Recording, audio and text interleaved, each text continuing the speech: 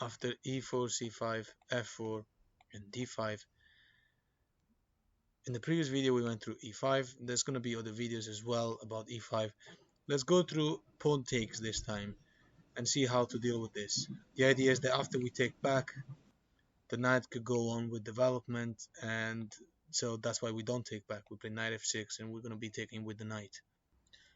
Here there's going to be a few options: c4, bishop c4, and d4. Let's go through each of them. c4 is the one that happens the most, to be honest, and the idea is that white wants to keep the pawn advantage, so protecting the pawn with the pawn. Black continues with e6, so we don't care about the pawn advantage, but rather we're just going to focus on development. Here two main options, either take or maybe knight c3. With knight c3, white gives up the advantage that he had got, simply because now we can take back, and our pawn takes back, or knight takes back. Either way, we're going to recapture. So pawn takes, knight takes back. So white hasn't achieved anything. If not, he has a silly pawn in f4, and now he has to invest time in defending. This bishop will have to defend the pawn, but that will close up the light square bishop if white were to play d3. And this pawn is actually just looking silly. It's going to be a thorn in the back, unless white wants to start swapping even more like knight takes, but that's just favorable for black. So after knight f3, black doesn't have to take the pawn immediately though. The best move is bishop to e7, and after bishop to b5 check. This move seems reasonable because he will allow the white player to castle the following move.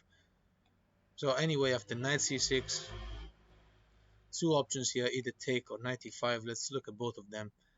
If white takes, then black takes back, and after castle, black has these two doubled isolated pawns.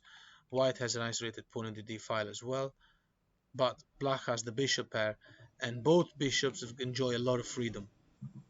So now the black player is actually threatening to take in f4. So after d4, which seems to be the most logical move by white, being able to develop the bishop, defending the pawn, put the pawn in the center, trying to also de-isolate the d pawn. After take though, black can play bishop a6, and after rook to e1, only move that makes sense, black can play rook to e8. Black already has a better position, but let's just go ahead with some hypothetical next moves, because now there's like too many moves that could possibly happen, but what we wanted to achieve was a better situation, and black has got the bishop pair and is fully developed. Let's look at this move, knight to c6, which seems to be putting pressure on the queen and the bishop, wins a pawn, is threatening to take a piece. The thing is, bishop to c5 now is a real threat. After king h1, black can play queen to h4, and black is just in a much better position. So now it's white. Swapping rooks would be favorable for black, of course, because then black will be controlling the open file. At the same time, there's double attack here on e1, which means that the white knight can't go, or the queen can't really go to d5, and not even after the swap of rooks, since the rook will be able to go to e1 with the protection of the queen. So after bishop to d2, best move according to the engine. Black's best move is knight to f6, threatening to immediately go to g4, winning the game. From g4 there will be two threats, queen checkmate and also knight fork in f2. These are unstoppable if knight g4 were to be played. So white will have to do something about it. Two main ideas could be queen f3, but that fails because of bishop b7. This is too strongly pinning the knight, and all the ideas of the black player remain. The engine evaluates this like black was up a piece, because there's probably a few solid ways for white to keep going on the game, but at the same time by losing material if white were to successfully stop the checkmate.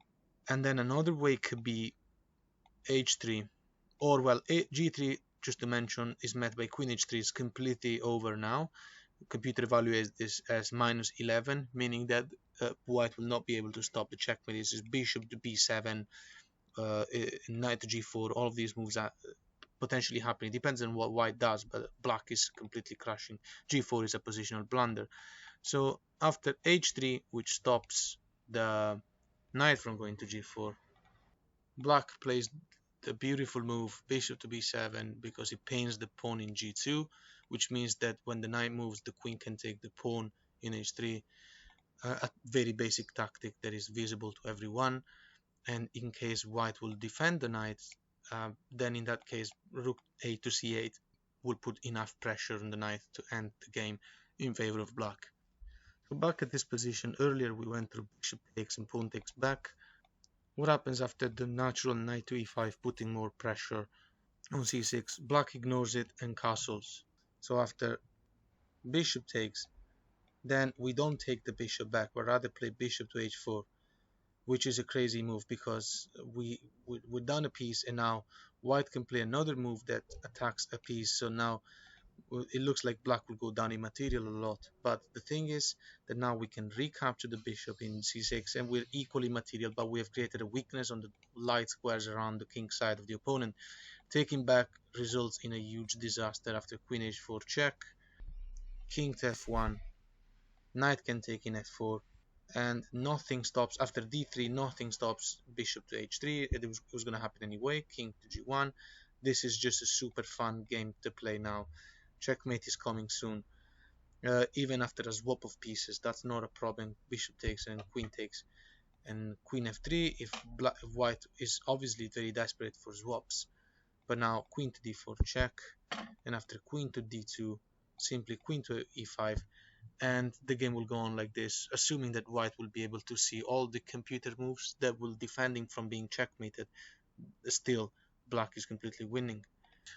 So here, in this position, we went through what happens after pawn takes h4, which is also clearly very stupid because of queen h4. So after knight takes pawn in c6 with an attack on the queen, black can play queen f6, which wins the game on the spot because the queen's attacking the knight and still threatening to recapture the bishop, so white can't take the bishop for the same reason as before. After knight back to e5, for instance, the best move by black is knight takes f4. The knight cannot be taken by pawn, and this is just threatening too much. Also, the queen is now threatening the knight. So if pawn takes back, queen takes knight with check, and after king to f2, well, going to f1 will run into bishop h3. Now knight to d3 check, king to g1, and well, and the game will be over soon.